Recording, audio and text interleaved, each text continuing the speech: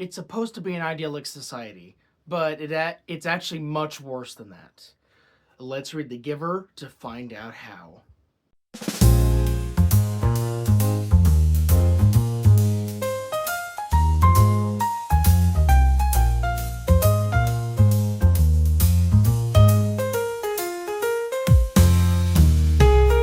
Welcome back to BG's Books. I'm Mr. BG, and today I will be reviewing The Giver by Lois Lowry. So, similar to The Great Gatsby and some other books before, like Lord of the Flies, The Giver is another reread that I have done, but I did not read The Giver in high school initially. I read it back in 8th grade, so this was like 2018 or 2019. So this is by far the furthest back of a reread that I've done so far. And of course, I did not do book reviews back in middle school. So this is my time to make up for that. So anyway, The Giver is basically about an idyllic society where everyone's the same. No one feels pain. No one feels sorrow. No one feels any amount of joy over the other. Everything is just the same, and that's how it is. So The Giver is actually a really interesting book. It's also really short as well, so it should be a pretty easy read for you. It certainly was for me. But yeah, one of my favorite things about going back and doing reviews like this for a book I've already read is that, like, say it's been a couple years since I read it, like most certainly it's been with The Giver. I forgot so much of the stuff that happens in this, but rereading it just now for this review, it was so eye-opening because I never realized how messed up this book truly was back in 8th grade. And now that I'm an adult, I kind of have more perspective on it, you could say. And this is just a lot more messed up than I initially thought it was. But in order to explain how messed up everything is, I should actually explain what The Giver is fully about. So The Giver takes place in a society where everything is the same. Every life path is determined and everything like that. So, like, say you want to be a farmer, well, you can't choose to be a farmer, you're destined to be a farmer. Or, vice versa. You want to do something, you have to be assigned to do that something. And no one can complain about whatever life path is chosen for them by the community, because whatever goes, goes. So yeah, there's a lot of sameness here. Everyone just kind of has their own lives. They're just like, okay, so this is just how my life is and I have to deal with it, kind of like that. Kind of depressing, right? Oh, don't worry, it gets a lot worse. So apparently all these family units have to have 2 parents and 2 children, 1 male and 1 female. And this particular family unit we're focusing on is Jonas's family unit. And Jonas is our main character. And so right now he is an 11, which means an 11-year-old. And his sister Lily is a 7 becoming an 8. But the cool thing about Jonas is that whenever the children become 12, every December they have this thing called the Ceremony of 12 or whatever. And then every new 12-year-old gets assigned their life job, and then that's what they got to do. And so, things go normal, like every 12-year-old gets their life assignment and stuff. And Jonas is number 19, so he's supposed to be the 19th one to get chosen. But the community leader goes from 18 to 20. So Jonas is like, what in the world? So anyway, after all the other 12-year-olds get called, Jonas finally gets addressed, and the community leader did not make a mistake. Don't worry about that.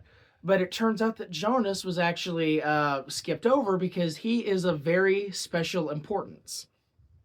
He is assigned to life what is known as the receiver of memories, which basically, because no one else is allowed to share memories, so there's supposed to be one person in the entire community who's supposed to, like, have all the memories that community has ever had.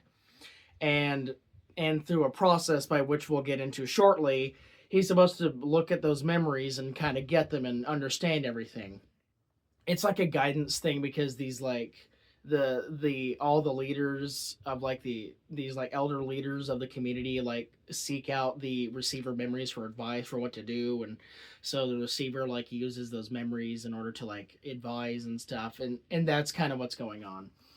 So anyway, Jonas is like very confused, but he's like, okay, and then he gets a very strict set of rules, like he cannot mention this to anyone about what his memories entail. He can't ask to be released, which is basically how you're thrown out of the community. We'll also get to that in a second, and like a bunch of other stuff. It's like you're allowed to lie. You're allowed to be rude, stuff like that. He's allowed to break the rules because he's the receiver now. So anyway, he goes over to the annex or whatever, and he meets up with this old guy who we are calling the Giver. So there's the title of the book right there.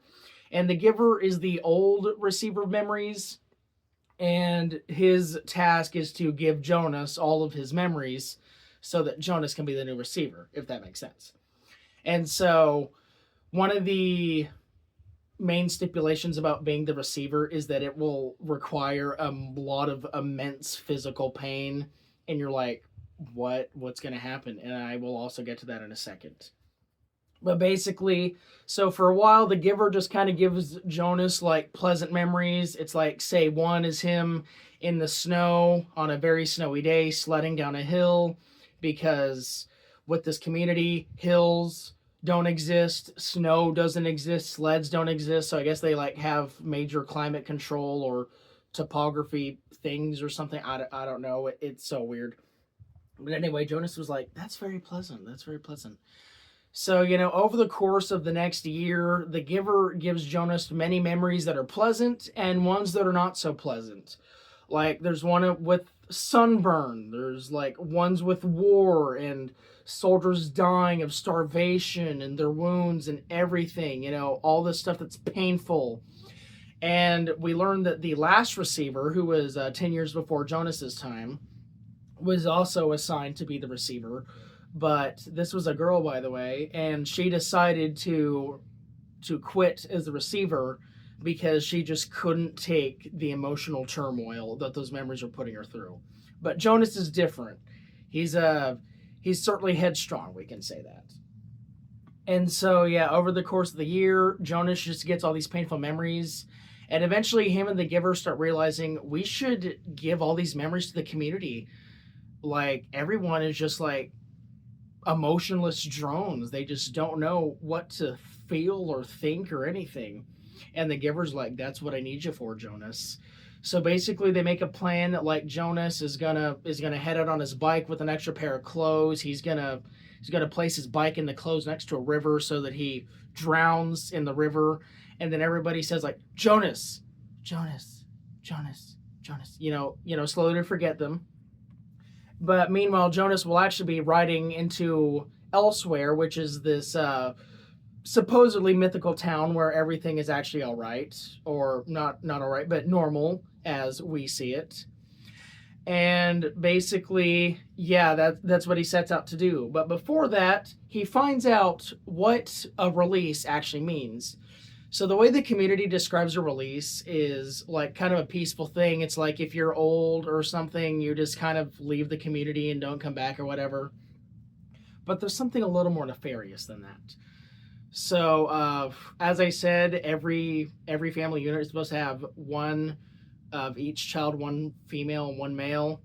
And so Jonas's father, who is tasked as nurturer, has to kind of take care of who stays and whatnot. And this one person gave birth to twins, and so the really messed up thing, I'm sorry for a trigger warning, by the way, but is that if there's twins, you have to weigh both twins, and the heavier one gets to stay, and the smaller one gets released. And so it turns out that the release is euthanization. Yes, so Jonas watches a video of his own father euthanizing a child and then putting it in a trash can. That is so comedically dark. It's comedic the way it happens, but it's so dark at the same time. It's like they're literally murdering children over here. So then Jonas is like, this is terrible. And then I also forgot to mention this, but at the beginning of the book, the family unit received a new child called Gabriel, who they're going to kind of watch over and nurture until he can be placed into his own family unit and stuff.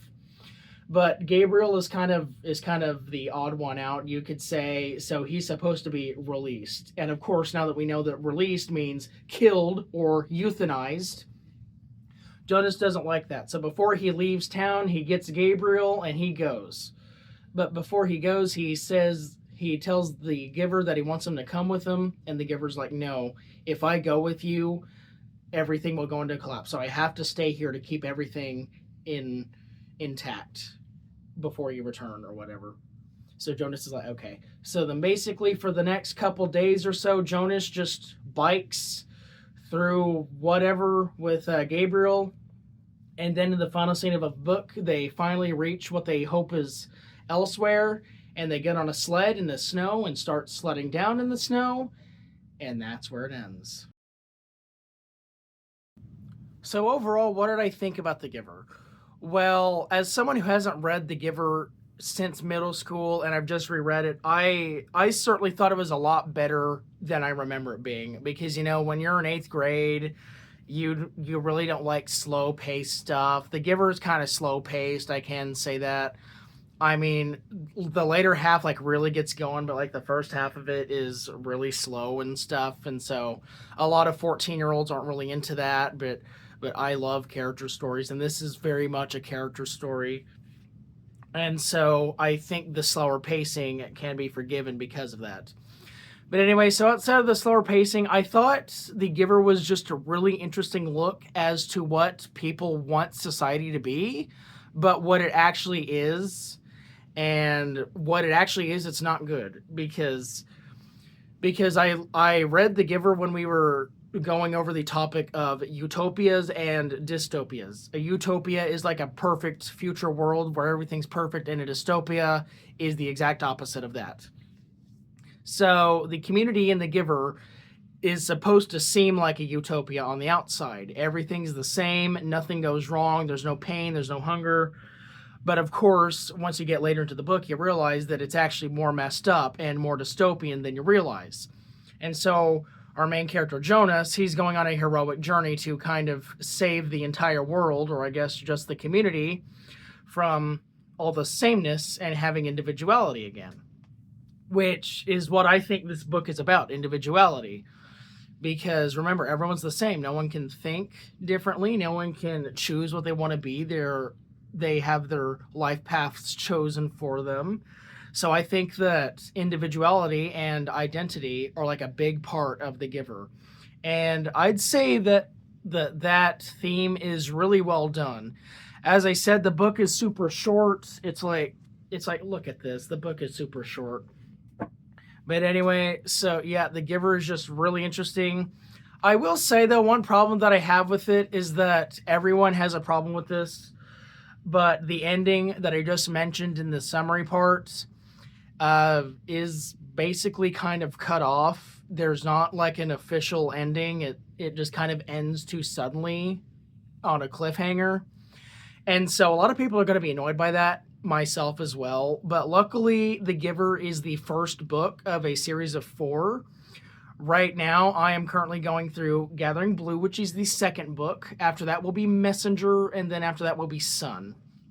So yeah, don't worry. The Giver does not end there. There are certainly sequels after that, but the ending is still very weird. And so, if you're not a fan of cliffhanger